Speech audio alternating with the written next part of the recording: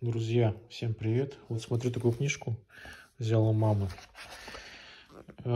История про газовую организацию, которая занимается прокладкой из города Ижевска. И вот тут есть такая штука, что вот документы, смотрите, и документы эти напечатаны печатной машинкой.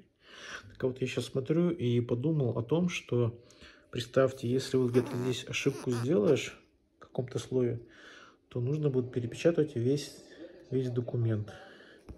Здесь допустил, все, и документ на выброс, и заново вручную набиваешь на печатной машинке. Очень адский труд, бедные девочки-операторы, которые все это набирали. В любом случае, факт есть факт. Это не как сейчас.